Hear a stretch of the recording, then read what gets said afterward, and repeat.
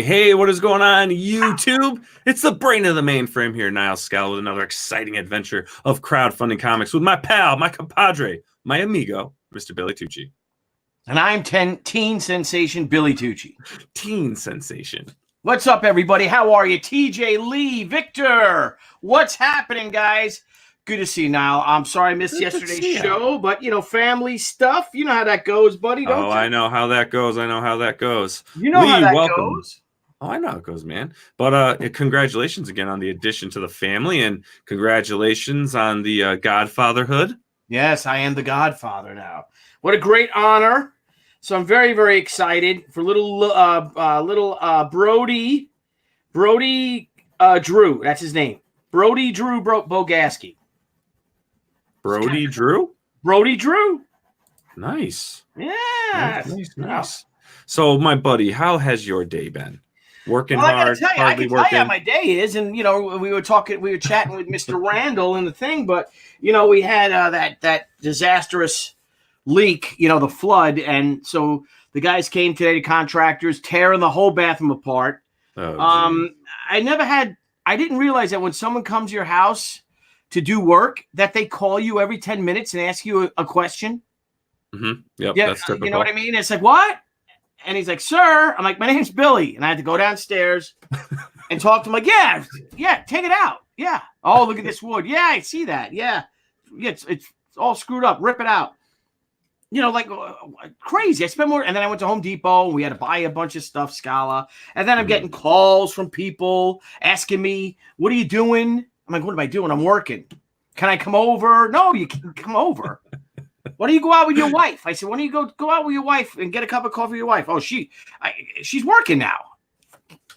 I'm like, bro, you don't work. Nobody thinks I work. It's amazing. I wonder, and that's something we should why don't we bring our great guest out, Mr. Ron Randall of TREKKER fame and everything else, and we could ask him about that, because we're already let's bring this up. Let's introduce. So we got Ron Randall back.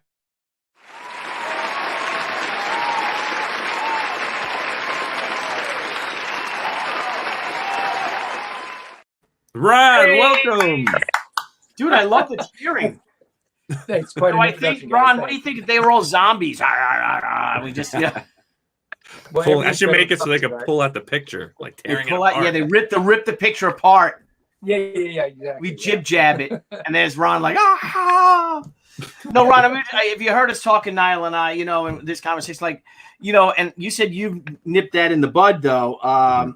People still don't think I work. And I wonder how many other cartoonists out do people think that we don't work for a living? That it's like, we don't. If you don't have a a conventional structured job thing, people just think that you have greater accessibility and they can have instant access to you, and it's you really have to be very vigilant if you want to get any work done at all. Yeah, and in the meantime, here we are.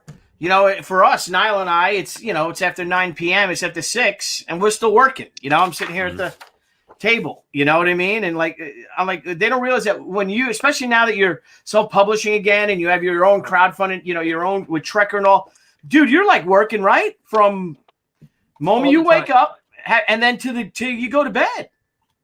Yeah, that's pretty much it. I always tell everybody, being a comic book artist is a great job. I can work any 20 hours of the day I want to. The rest of the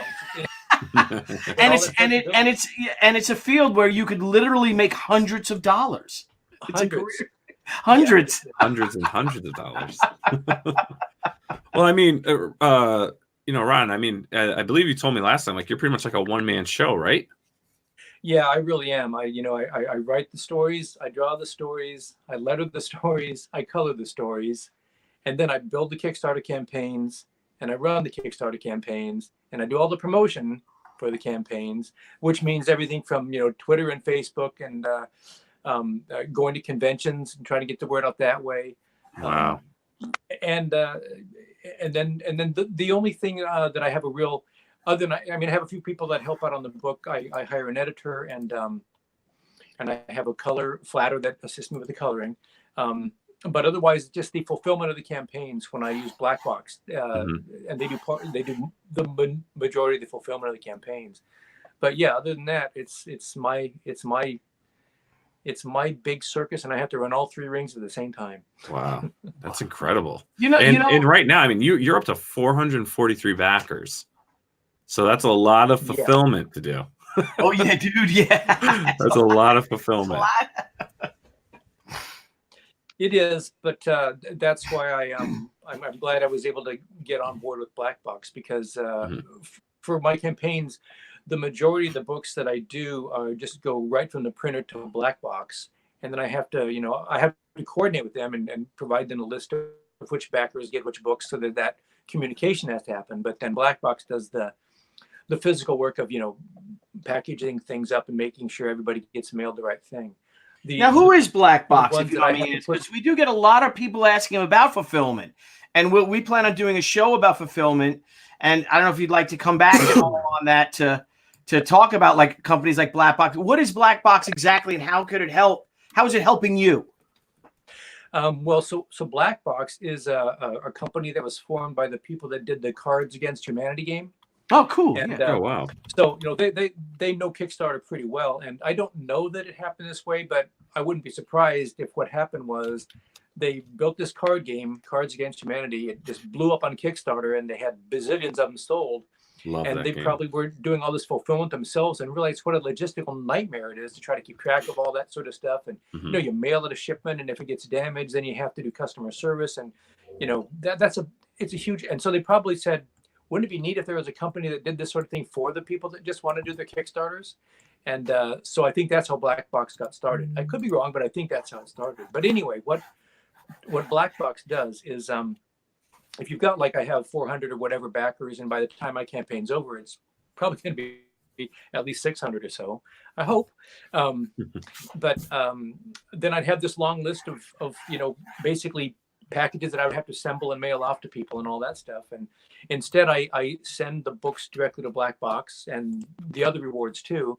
And I get, like I said, with this big spreadsheet, making sure I've made sure all the details are right, so that Fred in Wisconsin gets the book and the print and the bookmark, and Philly in Philly gets whatever those rewards are, and everybody gets the right rewards in a timely fashion, and delivered reliably, and all that stuff.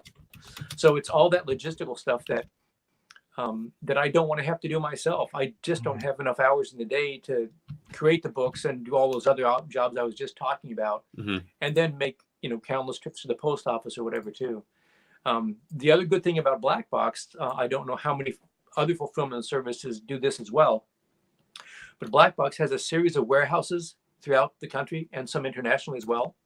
And if you do get taken on as a client or a customer with them, you can rent from them some of this warehouse space, which was really important for me doing TREKKER, because, as you guys know, I'm doing a series of these things, and each one of these campaigns, I overprint the books, so I have plenty to sell at conventions and use for extra rewards on the next campaign. And my house would just be full of stacks of these TREKKER comics, waiting to be used on other campaigns. But instead, I can have them all stored safely in an environmentally controlled warehouse at Black Box, and then I can arrange to have those books shipped individually to backers, or I can have a box of books shipped to some convention I'm going to be appearing at, things like that. So it helps with a lot of that sort of the physical moving of all this stuff around. Hell yeah! Where are they located? Their main offices, and I believe it's in Chicago, but it doesn't matter that much. It's the age of the internet. You can reach them on email, and they have warehouses, like I said, across the country. So I may be speaking to somebody that's in Chicago or New York when I need to talk to somebody at Black Box, but my books will be shipped to whichever warehouse logistically seems the closest or makes the most sense. So and my experience with them has been terrific. I know some people have used other fulfillment services, and mailing stuff around the country and around the world, it's damn tricky. It's really easy for things to go wrong, and not everybody is really good about keeping track of all that stuff, and especially the that customer service should something go wrong. And Black Box has been phenomenal. I've had very few packages that have ever arrived with any sort of complaints, and whenever there is a complaint, Black Box rushes in to fulfill it right away. And so I have a lot of very satisfied backers. And were I doing it all on my own, I just am sure that I would have a lot more problem making everybody happy. Absolutely. Now, So what kind of cost though is that? Yeah. With Black Box, like, what would someone be looking at? You know, I guess that's going to come out of your honeypot of what you're making through the campaign, right? Yeah. So what they do is they charge. I don't have the specifics. I'm Yeah. terrible with numbers, which is why it's so good that I'm a businessman on my own now. Because who needs to know math and finances? But anyway, but the general principle is this: they charge per package that they ship out for you, and it's calculated based on a combination or a greater value of either the weight or the size of the package, and they give you a very simple to follow and calculate scale for what that's going to cost. So you can, if you're reasonably good at math and stuff, you can calculate out what the Black Box charges are going to be per per package they ship out, and then you have a couple of choices to make. You can say, I'm going to just add that on to the shipping that I charge all of my on my Kickstarter for all of my backers, and they'll pay all of it. Or in some cases, I might say, boy, I'll split the difference. I will incur some of that cost myself. I won't charge the backers for everything that I think Black Box is going to charge. So usually I'll take a little bit of the hit, but mostly I need the backers to cover those expenses because I love doing this and I can't afford to do it as a charity. I'm not independently wealthy. I'm trying to use this to make a living. Yeah. Right. Yeah, exactly. I got to find a way to I got to keep it in the black, In the Black Box. Yeah, there you go. Thank you, Scala. Thank Buddy you. Lord, we're comic fans and artists who are mostly nerds. Of course, we're reasonably good at math. Yup. Speak for yourself, buddy. I'm not good at math. And Skits Comics says this project looks great. Yeah, do you want to explain so now Trekker's on Etsy, right? Is that how you pronounce it? Etsy? Yeah, that's how I pronounce it. Now, can you explain, battlefields for our, for the people out there that if we have some new people and if they, that I'm sure that they'll be interested in, going to Etsy, explain what Etsy is, but first, explain, Trekker, if you can. Yeah. So the best bullet description I have of Trekker is it's a science fiction series about a young woman who's a bounty hunter. The longer version is that it's also it's a long form. It's a series. It's a long form set of stories that are individually they're fun action adventure science fiction comics. They've got everything from sort of Blade Runner noir stuff in it to Flash Gordon swashbuckly stuff and crash landing on swamp planets and political intrigue out in the the worlds beyond and that sort of stuff. But at core, it's really it's sort of a long form journey of discovery of this young woman, Mercy St. Clair, who's my bounty hunting trekker. That's what they call bounty hunters in the 23rd century, where my characters live. Nice. It's something I've been passionate about since I first dreamt up the idea back in the mid 1980s. Had its own series of Dark Horse, then it was on hiatus for a bunch of years until I could find a way to get back and keep doing it in a more sustained way than Dark Horse was able to do. So Kickstarter is what I've been doing. That's how I've been getting that job done. And so people support it now through Kickstarter primarily. But I do have an Etsy store set up so that if people haven't backed the Kickstarter and they can't track me down at a comic convention, you can't go into a comic shop and buy like Battlefields, the latest book that I ran through Kickstarter. It doesn't get distributed into if you want to get that from me, the two ways to get it are go to my Etsy store, which is just Ron Randall Art, and you can order the books there. Or you can go, like when I'm running a Kickstarter campaign, as I am right now, I make those books available as additional rewards on the new campaigns as well. Now, you do an Etsy. Have you considered doing Indiegogo? It's crossed my mind. I haven't looked into it enough. I've only got so many hours in a day. Right. But I haven't run an Indiegogo yet. So, I mean, it was nerve-wracking enough for me to try to figure out how to do Kickstarter, because I'm as I say, I'm trying to do this. This is my living. I take it very seriously, and I want to come across as being professional. And when I launched my first Kickstarter, I didn't want to make some of the mistakes that I'd heard that people do make on it. So I I worked hard and spent a lot of time trying to research it and figure out and ask a lot of people for advice and help. So I'd have to go through the same process before I'd feel comfortable with launching into a whole other thing like Indiegogo. Because, like I say, well, it's hard because your fan base is built up on Kickstarter. And, you know, I had a good comment come up on one of our episodes, right? And someone kind of brought that up because we would be like, hey, why don't you try going to this platform or try going to that platform or do both? But they made a good point. Is like, you know, where you start and kind of set roots is, you know, pretty much where you continue growing your fan base. So I think, you know, going into like Indiegogo or something like that, you obviously have to go in with a lower expectation because it's almost basically like starting over, especially when you've done so well in the Kickstarter arena. Once you head over to Indiegogo, I'm noticing the trend is small. Yeah. So I have a friend who is actually very good at math. He had a PhD in mathematics, and so he got a lot of work working for large, complicated organizations and corporations and stuff. And he said most big companies, when they're investing money in research and development, they spend about 90% of that investing in areas that they're already in, and only about 10% of it is spent sort of in speculative stuff, you know, in areas that are new to them, because they know what the percentages are. If it's a field that they already know and they know well, they have a greater chance of being able to make a success at that, as opposed to sort of flying into something that's, you know, because you try something new, there's always going to be glitches and bugs, and those things are expensive, and sometimes they can be sort of fatally expensive. So I'm not saying there's going to be that big of a transition going from Kickstarter to Indiegogo, but like I said, I just want to make sure that I'm prepared, especially since I'm doing it all on my own. If I was partnered up with somebody who had, say, run a couple of Indiegogo campaigns, and we could, you know, swap information back and forth, and you know, have sort of coach each other through the process. That would be great, but don't have that, at least not right now. So yeah. And I would almost think maybe if you're gonna try Indiegogo, my 2 cents would be maybe like your next book, like something that is new. You know, something new that hasn't been on Kickstarter yet might help jumpstart your Indiegogo if you wanted to try that. You think so? Yes, I think so. I think that once this campaign is done and you start fulfilling, Ron, I think you could launch an Indiegogo.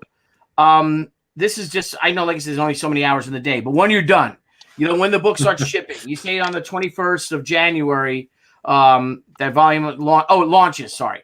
But once you're done, say May, right? Say March, April, right? You're done with the lion's share of it. You're done with all the production work, everything like that, and you're printing the books, and you're going to overprint anyway. Why not offer 200 of them with, you know, some things you can do, sketches, you know what I mean, stuff like that. Maybe make a card a sketch card or something, and offer it on Indiegogo. And then you can come on to our show, and there's a lot of shows, a lot of indie shows, especially Indiegogo people that have, you know, Indiegogo campaigns, and start going on their shows too. And, you know, hey, there's only 200 copies available, and you know what I mean. But I don't think it could hurt, you know. No, I mean, when I'm, like I said, I'm a one-man show, and I've got just 1 or 2 little streams to make some money from this thing. So if there's another viable stream out there, it only makes sense to explore it. So and it won't cost you anything. And then you got to come back on our show, so we could be like, hey, Ron is on Indiegogo now. Sounds good. There you go. Yeah, because I went nuts. You know, we did the same thing. We went crazy. You know, we did both Indiegogo and Kickstarter at the same time, simultaneously. And my poor wife, man, and she does all that, and it's a ton of work. And you know, I'm saying with me, I'm doing a lot of the business stuff as well, but there's 2 of us, you know. Yeah. We've published 200 comics already, you know, in the past. Oh, there's my ladybug. My little ladybug. Hey, my ladybug. So anyway, so but you know, so next time we're going to look at how do we do this, because we might just do one. And not the other. We might just do Indiegogo. You know, that's something that I'm leaning towards. We have to see if we do both, because it's harrowing. But we did both. We did 2 campaigns simultaneously, and they were only 21 days each. Yeah, it was nuts. It was crazy. It was so much work, and that's why I'm here drawing. You know what I mean, at the art table. You know what I mean, when I'm doing our show. But I think the smart thing is that once you're done with it, which is what we did on our first campaign with Zombie Sama, we did Kickstarter because that's all we knew. We didn't really know Indiegogo like you. It was totally new to us. And then I was talking like EBS and a couple of people like, dude, you got to do Indiegogo. You got to do Indiegogo. So we said, all right, we'll launch it. And the Indiegogo ended up making more money than the Kickstarter. Wow. Because the Indiegogo ended up going in demand then as well. So in demand is like the store, like an Etsy or something like that. So you could be fulfilling this book even after your campaign ends. Yeah. Yeah, that sounds pretty good. So that is pretty neat though, if you think about it, because while you're I can hear myself. That's weird. Like as you're still getting your book going and whatnot, you can just stay in demand, right? So then all you really have to do is towards the end, like, all right, now I know I'm going to end my in demand, and then all you need to do is get your count of books. So while you're still finishing your book, you're still selling books, right? And you just set that in demand to a certain tier, so it's not, you're not going to, they might not get the whole kit and caboodle, but you can still sell books. Yeah. Right. Yeah. Now, people out there watching, we don't know if Ron is going to do this. So go to the Etsy store and buy it now. But there's an off chance for those because we found this real brand loyalty. It's like Chevy and Ford. There are people that for one reason or another, or personal, a lot of them personal reasons, because there's a lot of funny stuff goes on with some of these crowdfunding platforms. Yeah. That they will only support projects on Indiegogo.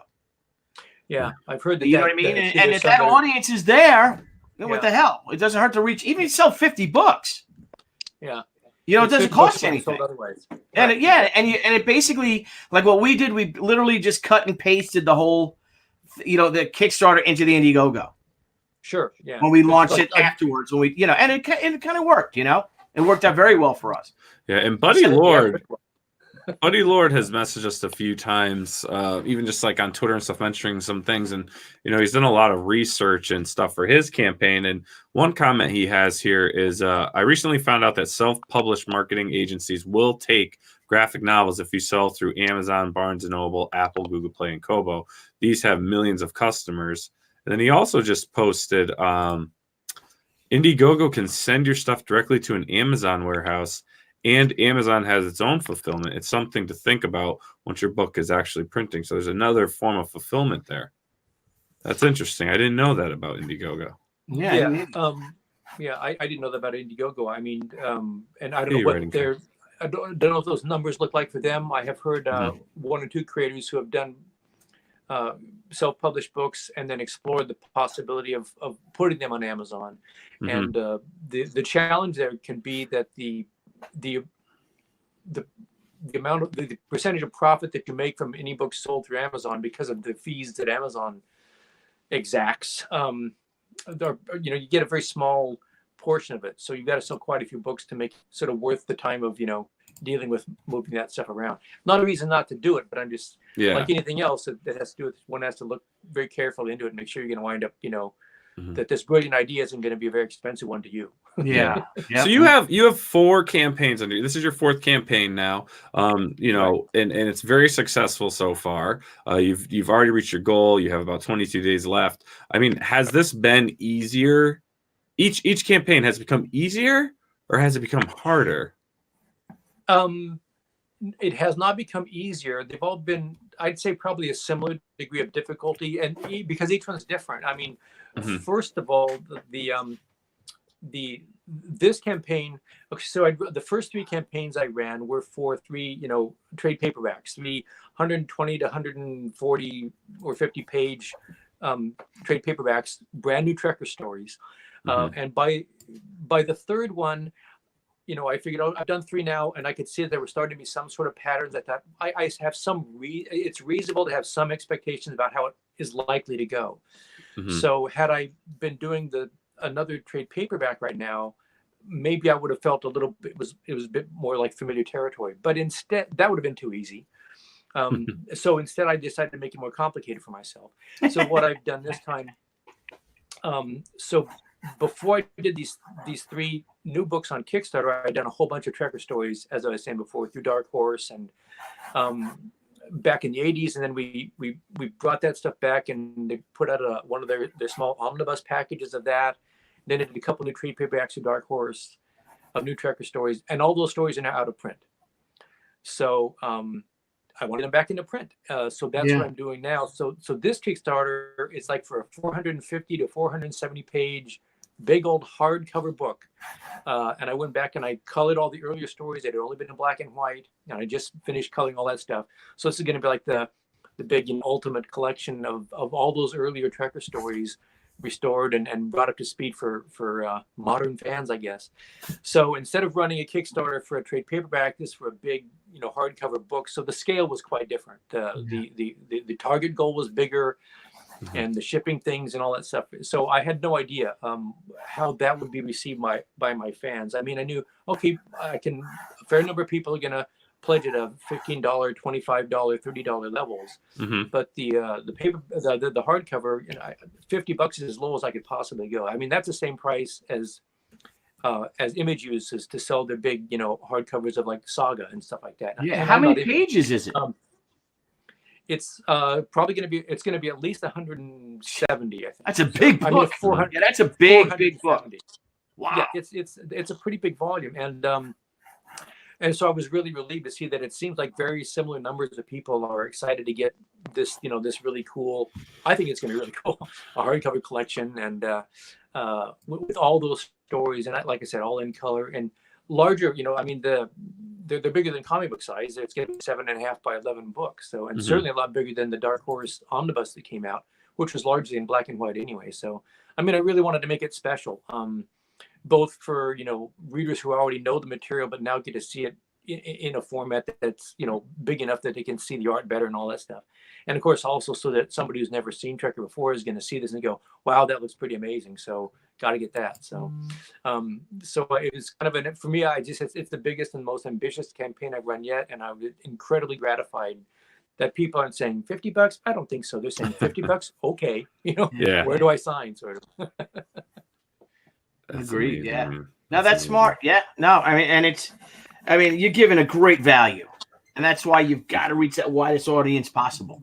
Exactly. Yeah. Exactly. True. Yeah. So let's get, if you don't mind, I want to go back over to your Kickstarter page, and as we normally do, I would love to. I want to play the video for everyone for your campaign, and then I'd like to get into kind of the details of your campaign. So I'm going to play the video for Trekker: The Complete Journey, Volume 1. All right.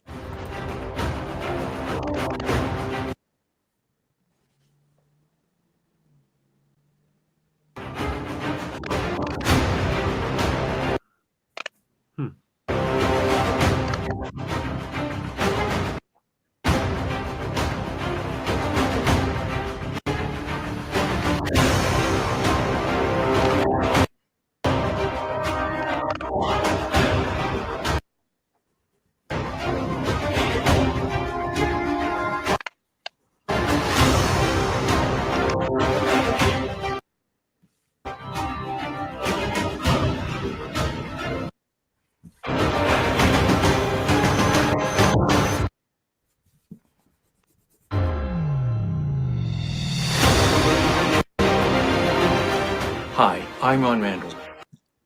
Thanks for checking out this latest Kickstarter for my science fiction series, Trekker, featuring bounty hunter Mercy St. Clair. Depending on how you count it, this is either the fourth or the first Trekker Kickstarter. The fourth because I've already done 3 very successful Kickstarters to bring 3 all-new full-length Trekker graphic novels into print. I'm very proud to say that each of these campaigns funded quickly and were fulfilled right on schedule. But in another way, this is the first campaign because this time I'm trying something completely different. You see, before those new self-published Trekker books, I had already done a lot of Trekker stories using Dark Horse Comics as my publishing partner. A whole lot of stories. But now all those earlier tales, every one of Mercy's original cycle of stories are out of print. This Kickstarter is going to change all that. This Kickstarter is going to gather every page of those stories from Mercy's very first appearance up to the last page that was originally published through Dark Horse into a definitive full-color hardcover TREKKER, The Complete Journey, Volume 1. Many of these stories have never appeared in color before. In fact, I have just finished adding new color to over 200 pages of black and white stories, especially for this oversized deluxe volume. If you're looking for the ultimate collection of the greatest adventure the 23rd century has to offer, here's where you take the first step. Here's where you start the journey.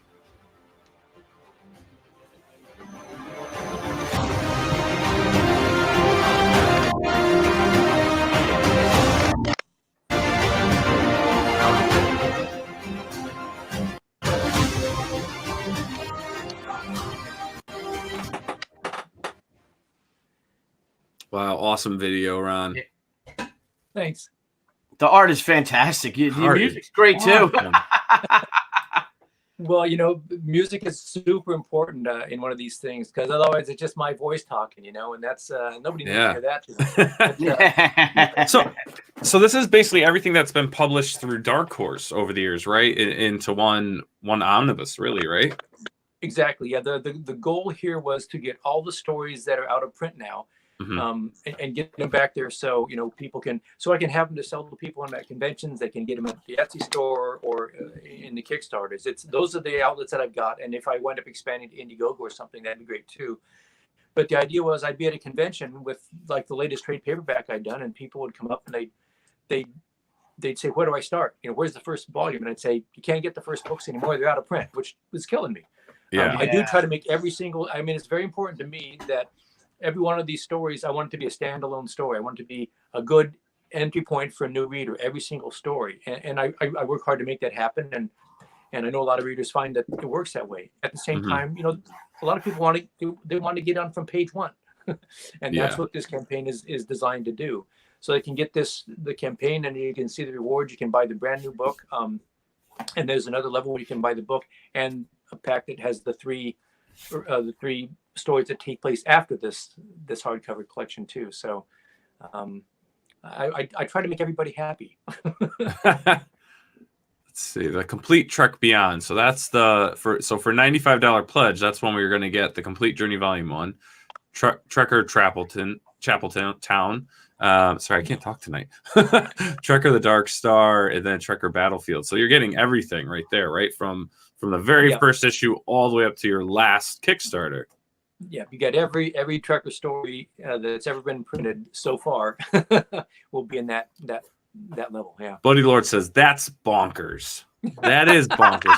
You're getting that's like for $95 you're getting how many pages does that even come to? Is that like almost, let's see, you're at 470 pages for volume 1. Each of those books, so it's going to be 800 pages or more. Holy smokes, 800 pages of reading for $95. Yeah, you know what? That's like ridiculously good deal. That is bonkers. That is. You know what you got to do? I think if you do this after the Etsy's over, if you do an Indiegogo, you've got to put a dust jacket on it that's the exclusive or something. Do the mega omnibus. I don't know what. You know what I mean? Because I don't know, but that'll give it something different. You know what I mean? Yeah. And a dust jacket shouldn't be very expensive. I don't think it is. That's crazy. I did a dust jacket for the the Battlefields book, and it wasn't too bad. I mean, it was they're doable for sure. But I may not do a dust jacket on this one because one of the stretch goals that I have for this campaign. Since the cover has like that red margin around it with the art inside it, if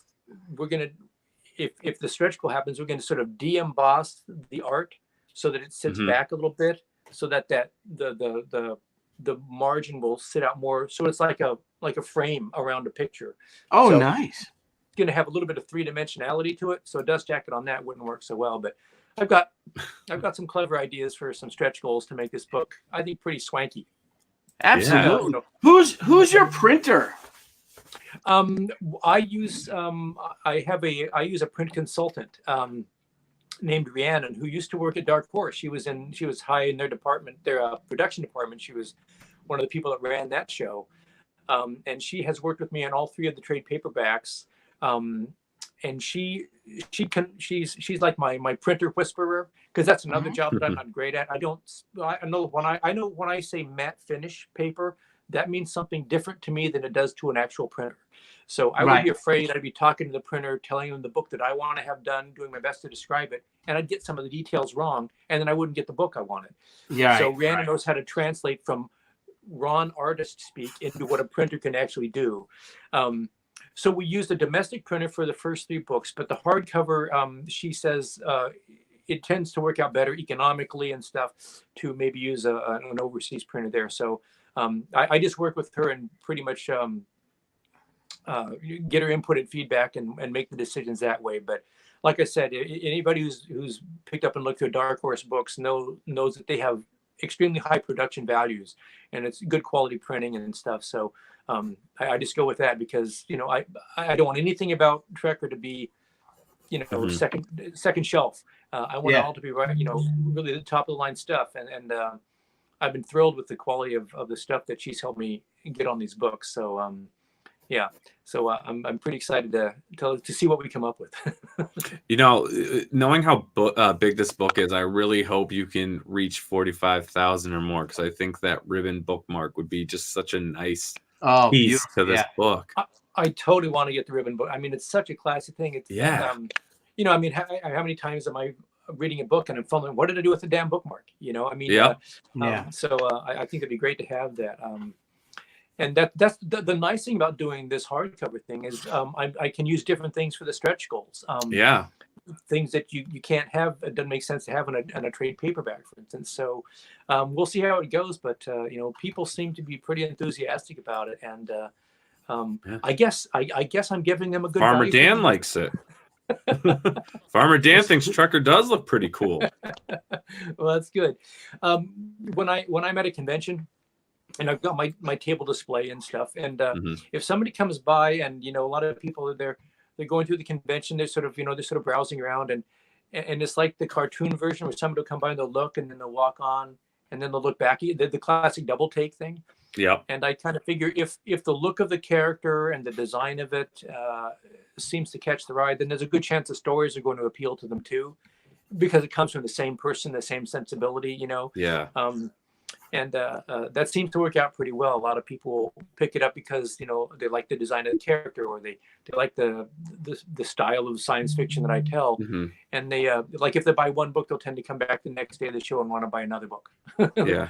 I need the next volume and stuff like that. So I don't know if the series is exactly for everybody, but I think it's for a lot of people. Oh, hell yeah. Now, if you don't mind me asking, I know you've told this story on the show when you were first on, but you know, how did Trekker even come to be? How did you even imagine up this character in the world she's in? Good question. Well, how it came, pardon me? That's a good question, Niall. Yeah. Thank you, Billy. Thank you. Sorry. Thank you, sir. Billy is pretty careful with his compliments, so you should take that. I know. So Trekker came about because Dark Horse is just getting started, and we crossed paths at a convention where I was appearing as a guest, and I was working for DC, doing a regular the Warlord comic monthly for them. So I was kind of, you know, doing okay, and they were just starting up Dark Horse, and they were trying to get some guys who were established to come and work for them. And they said, if you come and work for us, we'll pay you your rate, and you can do whatever you want. So I just knew I would never hear that sentence again in my life. I figured, I don't know who these guys are. I don't know if, you know, the company's going to be around 6 months from now. And they're going to do a little black and white comic book company in my hometown of Portland, Oregon. What are the chances that's going to be something, you know? Yeah. Little did I know, of course. But I said, this is the one chance I'll have to create my dream project without having to worry about persuading a publisher that, you know, it's got the elements to be a big commercial success or something. I was just very selfish and said, what book do I want to do the most? And I've always loved science fiction. Like I was saying before, I like lots of different kinds of science fiction. Flash Gordon and Star Wars and Blade Runner and the Dune, the Dune epic book that Frank Herbert did. And so I wanted to build a series. Like I said, this is going to be my one shot. So I went for broke. You know, I swung for the bleachers and put everything into it that I loved. And I wanted a strong female lead character because back in the day, you didn't have many chances to draw one of those, Billy, you know, and the opportunities to do one where I felt I could create a character that was supposed to be a rugged. I mean, she's on her own out there tracking down like mass murderers and gangsters, and so I didn't want to dress like a stripper because I wanted the thing to have a sense of reality and be grounded in some sort of believability, or I wouldn't believe in my own series and I'd have to apologize to the women in my life and stuff like that. So yeah, I know where that comes from. I hear that one, bro. Yeah, but you know, at the same time, you know, I like attractive women too, and what artist doesn't like to draw pretty women? So I wanted to be pretty and sexy, but not, you know, as Gail Simone said, Trekker is sexy but not sexualized, and I'm very proud of that description. That puts it in a nutshell. So anyway, I just fashioned this series, my dream project, and I pitched it to Dark Horse, and they could have said, "Well, that's a very sweet idea, but we don't know how to sell that book." But they were also young and naive, you know, so they just said, "That sounds fun, do it."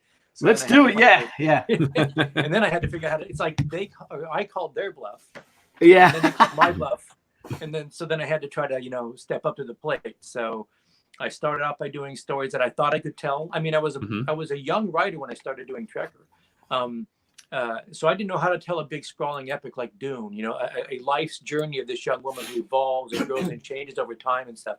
But that's what I wanted to do. So I said, well, I'll start with a small bite, just a couple of tough, hard-bitten action adventure stories, and plant some seeds for the other stuff. And when I'm a better writer, when I know this world and these characters better, then I'll have time to develop all that stuff.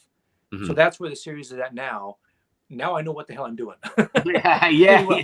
And I know where it's going, and I know how I want to get there. So now I feel like I really got a good handle on all that stuff. So I'm sorry that it's taken me this long. There was that big hiatus where I wasn't working on Trekker, but in some ways it's paid off great because, like I said, I feel like I've got a good handle on it now. So I feel very, very confident in moving forward. And each new story is going to ramp the series to the next, you know, up the next step. Until we get to the series' ultimate conclusion. So, as you can probably tell by my voice, I'm pretty jazzed about it. Oh, hell yeah, bro. And you own it all. It's all yours. Yeah, again, I mean, I'm not saying that I haven't worked really hard and studied as much as I can, but there's no denying that I was in the right place at the right time. You know, the stars lined up several times. I happened to be partnered up with certain artists, and I learned just the things I needed to learn from them to enrich my own art in a certain way. And again, meeting Mike Richardson and Randy Stradley right when they were starting Dark Horse, and I was just one of the guys in the room, sort of, that, you know, he looks like he can draw okay, let's, you know, invite him. So it's been a combination of, you know, some talent, I guess, but a lot of hard work and a lot of luck. And then sometimes, as Billy, I don't know how many ups and downs your career has had, but I think maybe in some ways my greatest attribute is I'm just too damn stubborn to say no, to take no for an answer. Absolutely. Well, I'll tell you what, Ron, since he's met me, he's skyrocketing. Oh yeah, stratosphere. It's unbelievable. I'm the crowdfunding cosmonaut. Stick with me, kids. Stick with me. I'll show you how to get there. That's cool. And Ron, like besides Trekker, though, too. I mean, what else have you worked on and done? Because I mean, you've been in the industry for so long. You know, what else what other works have you done that if people are interested in looking into? Well, if you want to go through the archaeological digs, you can find those issues of, you know, things like Arak, Son of Thunder, that I did back in the 80s. I worked on some of the Swamp Thing run with Alan Moore, Steve Bissett, and John Totleben. And again, that was kind of right place, right time, because, you know, that's such a legendary series. And I went to the Cuba School, and the guy sitting next to me at the Cuba School was John Totleben. The upperclassman, the guy that was a year ahead of me up on the third floor, was Steve Bissett. So I knew these guys and hung out with them and had parties with them. And when they were, you know, working with Karen Berger, fashioning Swamp Thing and stuff, there were some times when they'd get into a bit of a deadline crunch. And so I was sort of like a pinch hitter for them on the book. And then you got to do work on a few of the lead features on my own later. So so that was great stuff. Later, I did things like the Justice League International book for DC. I did some Star Wars. I did a Star Wars miniseries at Dark Horse, and I worked on the early Predator 3 miniseries that Dark Horse put out. Yes, I have that. Yes, I have them too. I'm gonna have to. Well, next time I see him, I'm gonna have to get that autographed. Yeah. and I did a Venom miniseries at Marvel. So Well, it's how did kind you of been- get? Okay, you went to the Wait, you Cuba did a School. Venom miniseries? Yeah, I it's didn't called know that. Separation Anxiety. Yeah, Yeah, you did Separation Anxiety? Guilty. Didn't they base Yep. a video game on that? Yeah. No shoot. Shiznit. No shoot. I can't believe how high your voice went. Because I'm I excited, Frank. know. Amazing. I'm high. Not high. I'm just high voiced. Well, wow. Holy smokes. You know, we should have a. We should do. We I'm should like have. I'm Anthony Marks- fanboying right now. We Holy should smokes. we should have Anthony Marks back on, who is now who's purchased a Kubert School from the Oh, and Kuberts. get some cubic screw. And- We get Amanda on, Ron, we'll get the Graham. alumni, and would and we could talk about the if you don't mind your Kubert School memories, and I didn't know I think that. it'd be pretty cool. Would you be Yeah, up for that? Sure. Yeah, I did a cap and gown. No. I did a on my Twitter a month or so ago. I did a thread about memories of working with Joe Kubert, and that was maybe the most popular thing I've ever posted on Twitter. So because I got to work directly with Joe, sitting side by side with him at his drawing board, and it was it was as amazing an experience as it sounds like it might have been.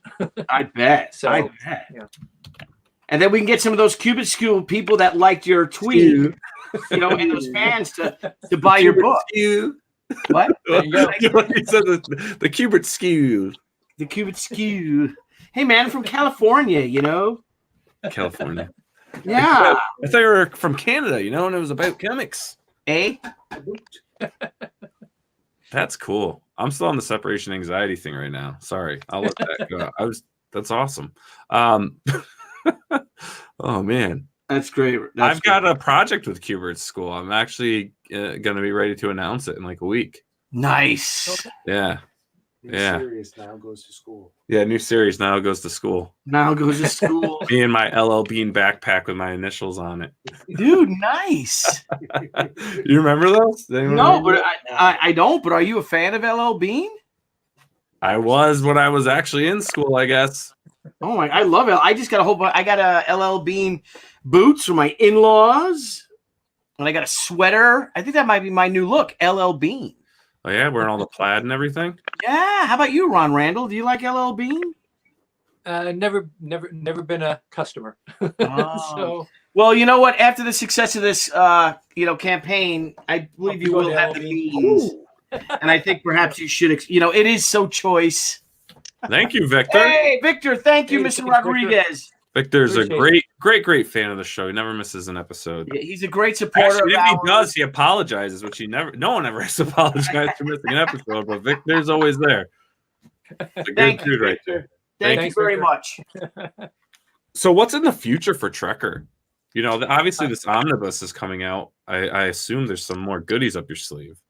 Oh yeah, this book my goal is to now it takes a little bit longer to physically produce to print a big hardcover book, but the plan is to get that out by August. Normally I like to have a book out before I launch the next campaign, but I'm going to launch the next new campaign probably in July, and that'll be for the next brand new story, the one that will come right after. For those of you who are following closely at home, the last new story I put out was called Battlefields, and then the next story that will take place directly after Battlefields, that will be coming. That I'll be running the Kickstarter for that this coming summer. So the basic plan is to do a series of new stories told as these trade paperbacks, and then do these collections of the hardcover oversized versions periodically when I get enough new stories to make the next volume. So my main goal is to tell the rest of her series. I wouldn't have stopped to put out this hardcover volume if all those earlier stories were still in print and in a good format. But that didn't happen. That wasn't happening. So I sort of felt I needed to take a break from telling the new stories to get all these stories back into print. So now that I've got the hardcovers, that's going to be a periodic thing there. But yeah, there's plenty of new stories. I've got the whole series mapped out in my head.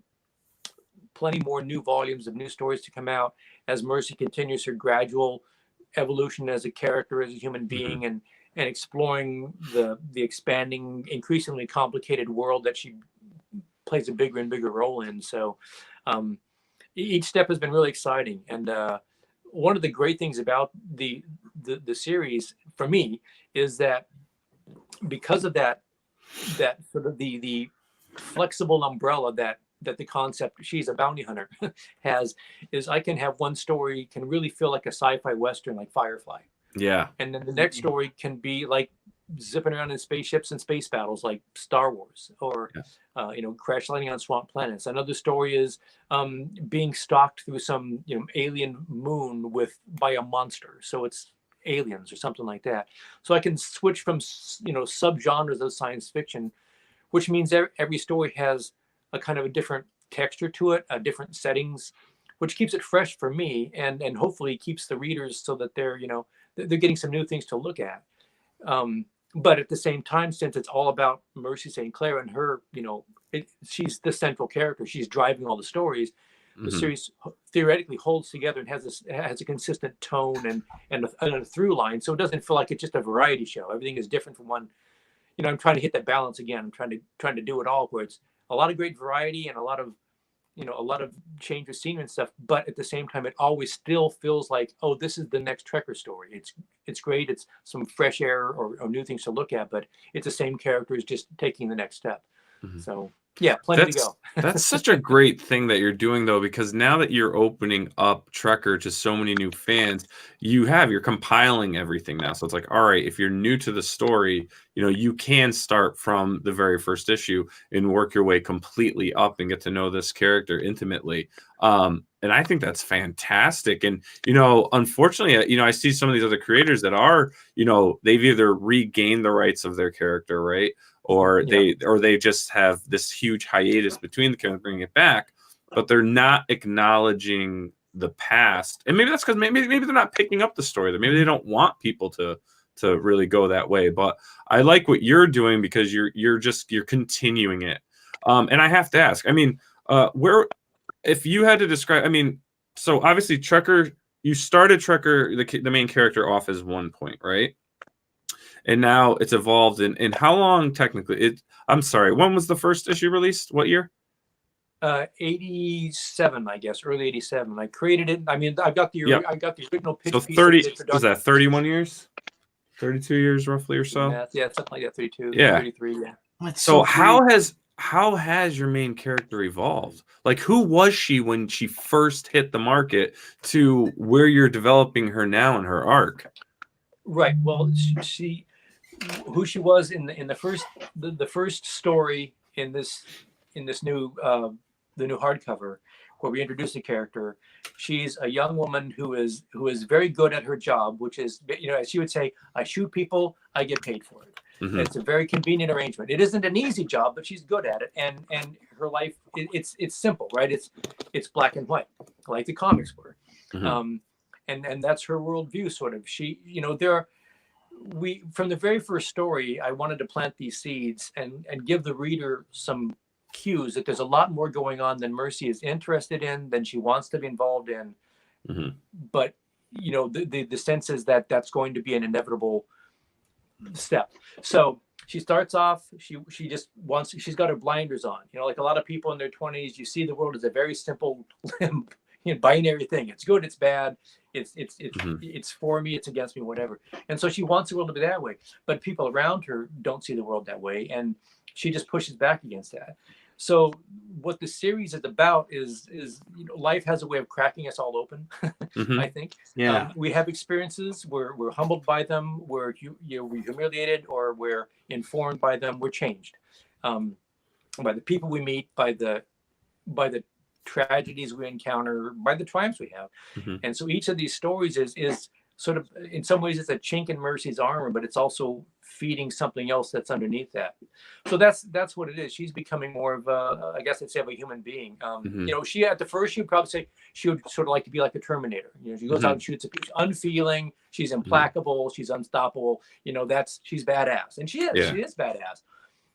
But to me, I don't think that character is a very interesting character. An interesting character is somebody who is conflicted in themselves and has, vulnerabilities and conflicting emotions and impulses, and is confused a lot of the time, and is struggling their way through. And so that's kind of where Mercy is now. She's learning some things about herself, and she's learning some things about her past, her family and her roots, and how she is just going to become more and more enmeshed and entangled with the systems that she's a part of. Like as we get older and we get out of our 20s and in our 30s and 40s, we have families, and or we get jobs working for corporations, or we realize we're members of this neighborhood community. I mean, in our own lives, we have these connections that are sometimes a big pain in the ass, let's be frank, and other times are what give our life meaning at all.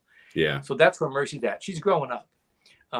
And while part of me is still a 12-year-old kid who likes it when she gets to go out and shoot a swamp monster, part of me wants to tell a story that has some depth and resonance. And if I'm lucky, I'm creating a character, or now a cast of characters, because as her life goes on, the cast expands, that will be meaningful to readers, that they will believe in and care about. So they want to come back for the next issue, and maybe they'll feel like they've shared an experience with somebody that that they have a connection with. Those are the stories that turn me on the most. Absolutely. Yeah. I mean, it's great. It's so cool. You've had this character going on for over 30 years, and like as you're describing her, you're lighting up.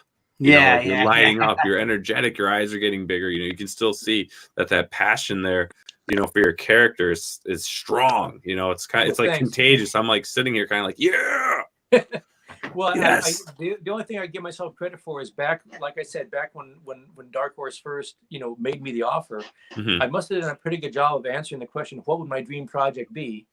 And here I am 3 decades later, and I'm still jazzed about doing the same damn character, But in a way, she's not the same character. I mean, I've grown and changed, and as an artist and as a person, and some of that goes into the characters that I write and draw. But by and large, it's a cast of characters in a world that I've been living with for all these years. And as I say, I just feel a lot more confident. I'm better at my craft now, and I can get the ideas for the stories that I want to have, and I think I can make that intention come across alive on the page better now. And as a creator, Billy, I mean, when you feel like you've come anywhere close hitting the bullseye on a page, on a panel, on a story, it's a pretty big rush. Oh yeah. When you do a good page, because there's so many like ones that you're like, oh, I want to do it again, but you don't have time. You know what I mean? And I know exactly. I know exactly how you feel about that. Yeah. Now, Good Ideas Comics asks, since Ron does it all, I'd be curious to know if he fully writes out the script before drawing, or if he just writes out guidelines or bullet points and draws from that.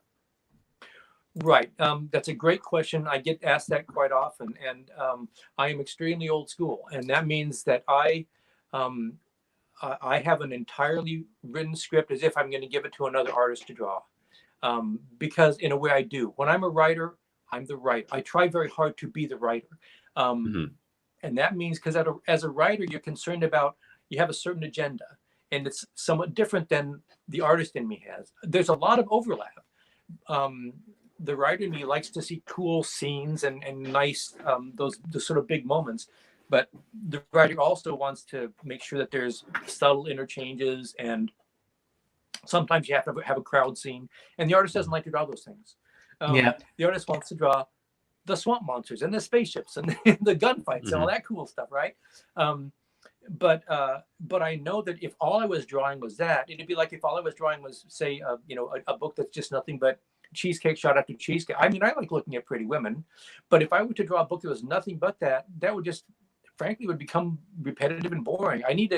For me to do all the work that it takes to write and draw a story, it's got to feel like it's got a reason to exist. And if I were just making the story up a page at a time as it went along, I don't think it wouldn't feel like a solid, muscular, meaning stripped down story. And that's what I'm after. I don't want to waste my time drawing a panel that doesn't need to be in the book. And more importantly, I don't want to waste the reader's time by starting a sequence off and going a few pages and realize, oh, this isn't leading where I thought it would lead to. I'll do that when I'm working on my outline. Because when I'm writing a story, I start, just like when I'm drawing a figure, I start by doing a rough of the entire figure, and then I work down to the little details. Story writing is the same for me. I work on a big outline of the overall story, be worked out a few times, move the things around, delete a scene that isn't working, expand when it needs to be bigger, that sort of stuff. I do all that when it's in that very malleable, putty-like stage Then you get to the script where everything becomes more specific and detailed. And then I hand it over to the artist. And sometimes when I'm drawing, I'll say, "That stupid writer, I can't draw that. That's impossible." And that means I think I've done the writer's job right, where I'm just paying attention to the needs of the story. And sometimes it means the artist has to do some hard work. Yeah. All Well, right. shit, if you're working with, I mean, look at the guys that you've worked with. So you've had a pretty good, some good professors out there, not including Joe Kubert, but, working with, legends.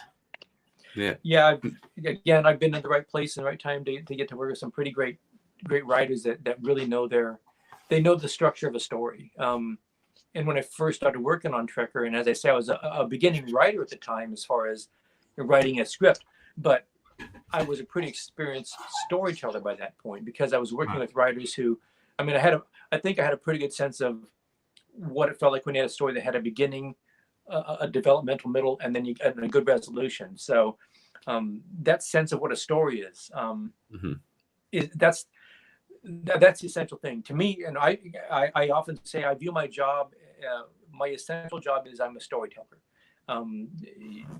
I like to draw really well. I like to have the drawings look good and have people respond to them.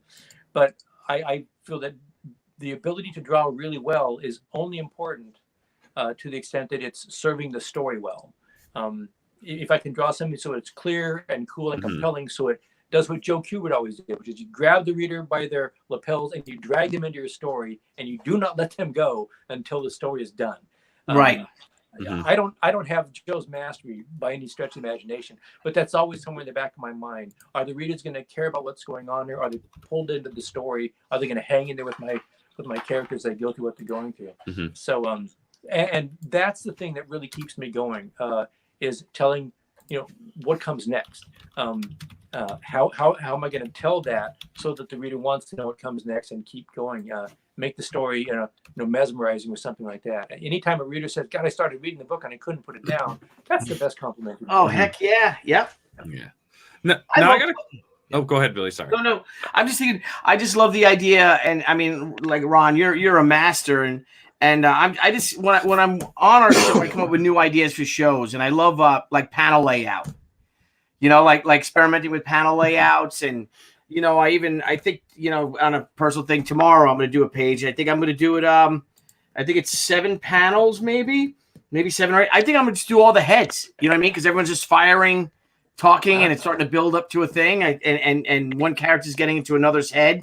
And I think if I just hit 3 people like going around talking, and I just love playing like that. I love different. We all love drawing splash pages. You know what I mean? Right. But unfortunately, that's not good storytelling. I mean, sometimes it's sometimes it works, but some of them comics in the 90s, you'd see one character leaping in the middle of the air, and some Marvel comics too, and he'd be frozen in midair, and there'd be a dialogue balloon like a quarter size of the page, or it's just like frozen in midair. You know what I mean? And yeah, the style of storytelling delivery has really evolved over the course of our careers, hasn't it? Yeah. I love it when they're punching someone in the face and they've got like 2 word balloons of dialogue, and they're talking it's just one punch, And that used to be that's the way comics were done in the 40s and the 50s and even through the 60s and stuff. That's one thing that I really try to do with Trek. I'll tell you, going back and putting the stories together for this omnibus, for this hardcover collection, this omnibus, whatever. I'm going back and looking at stories that I was drawing back in the 1980s. It's the same character, it's the same series, and the same worldview and stuff. But the way I would lay out a page and the amount of information it would convey in a panel and on a page, it was just a lot denser back then. And now the newer stories I'm telling now, they're more open, and so I try to have. I try to have my art and the way my storytelling style evolve a little bit over time too, so that it doesn't feel like I'm not just doing a time capsule. I don't want to do the stories right now the same exact way as I would have done them in 1987. I would find it a very tedious exercise. I want it to feel alive and engaging. And like I said, at the same time, still feeling like it's the same series. So the tone of the writing and the look of the characters and their personalities. That's a very slow, gradual evolution. When I first got back to doing TREKKER after having been away from it for a bunch of years, I was being interviewed with somebody and they said, "So are you going to reboot the character?" And I said, "No, I'm going to tell the next story." Nice. This is nothing that's happened in the past was an imaginary story or Mhm. happened in another dimension. I have the luxury of it's mine, right? So I don't have Yeah. to worry about accommodating some other writer or artist comes in and they want to put their own imprint on it and do a fresh new start. I do not believe in a fresh new start for my character. I believe in telling the next link in the chain, the next story. It's got to have a Mhm. consistent through line, or I feel I'd be betraying, the premise of my series and sort of this contract that I make with the readers. I want them to invest in the series and help to create the world in their minds. And I don't want to come back a year later and saying, "Oh, never mind, we're starting over again." Anyway, that's a big long answer to your question. Yeah. No. It's a good one too. Instead of saying another reboot, I mean, look at Yeah. DC, look at Marvel. My gosh, Mhm. and Yeah. it's just, and I could just see, as a fan, someone who reads those books, it's like, really, my God, really, I mean, there's some people that really like it's a breath of fresh air, something like that. But I know there are a lot of other people who are saying, how many times am I going to have to start over with this character? Yeah. And if it's done well, I guess it can put in some brand new ideas you couldn't have had in the original concept or something. But if it's not done well, it just becomes like a cheap, lazy way to try to pump up some interest in something. And like I said, they've got a whole set of problems. They've got characters that have been around for 70, 80 years and have been worked on by a legion of creators, everybody with their own ideas.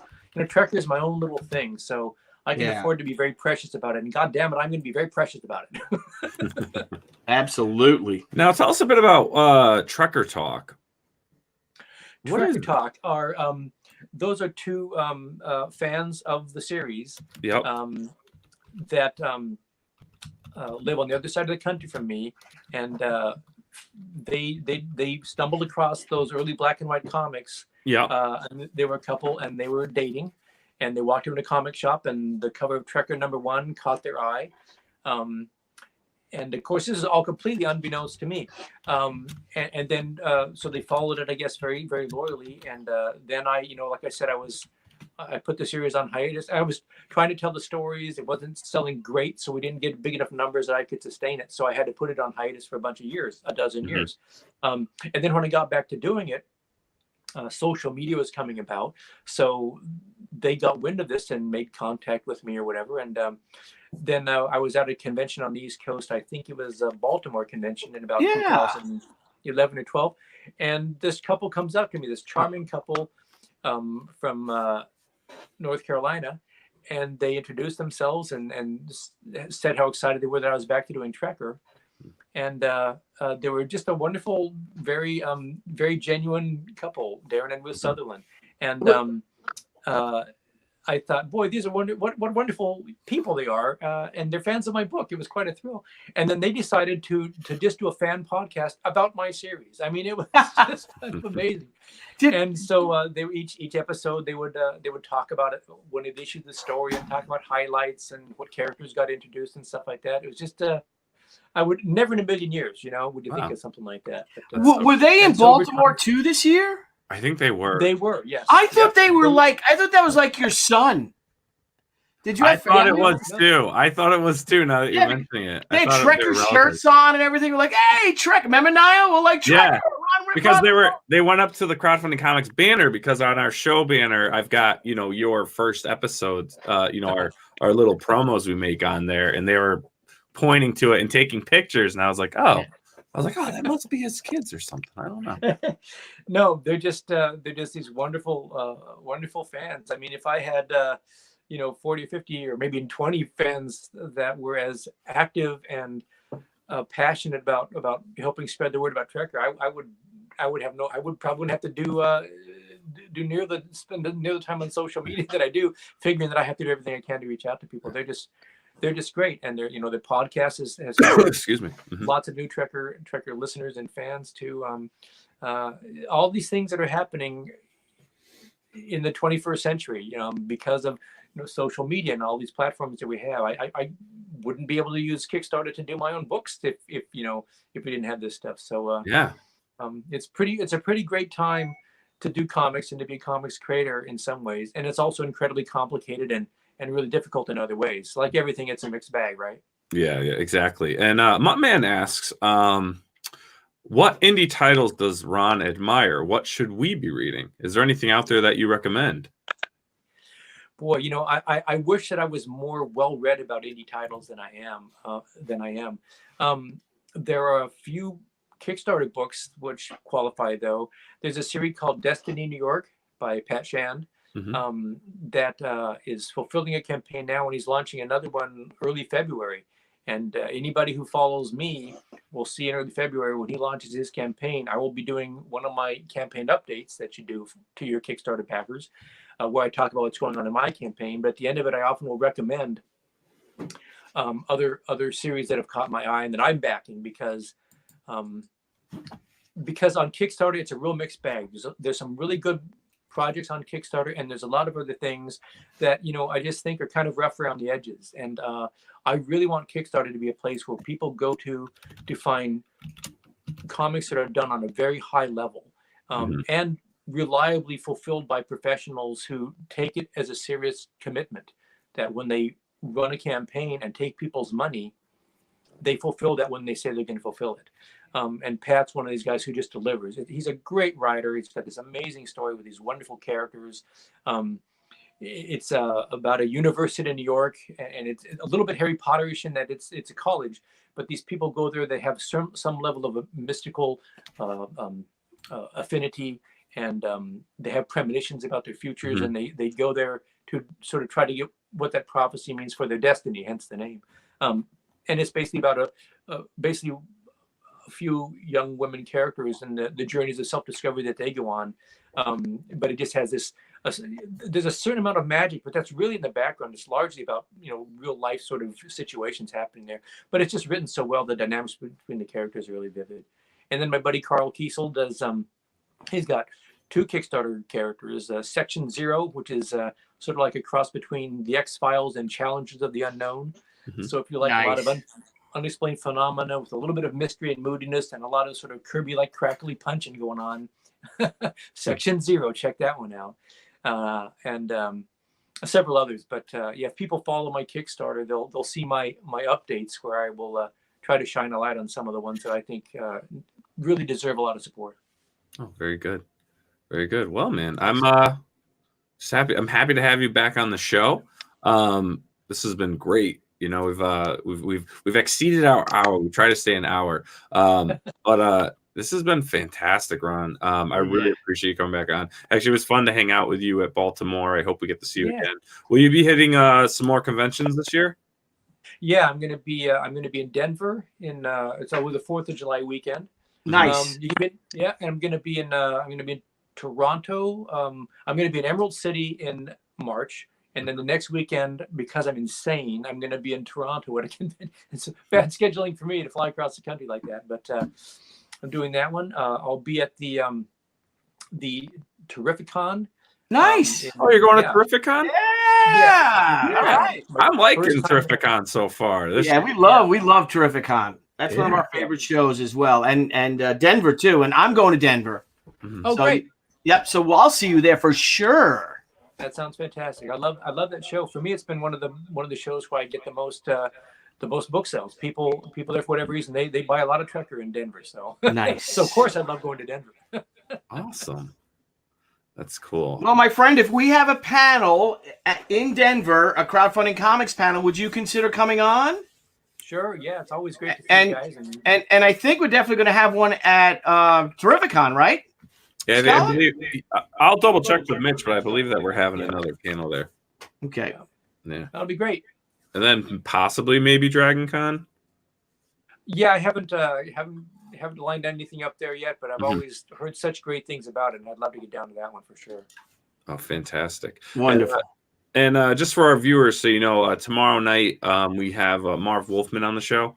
We'll be talking his career and all the amazing things he has going on. So if you can, make sure to tune in tomorrow night, 9 p.m. Eastern, 6 p.m. Pacific Standard Time, and we'll talk to the legendary Marv Wolfman. So that should be pretty cool. The movie star, Ron Movie Wolfman. Marv Wolfman.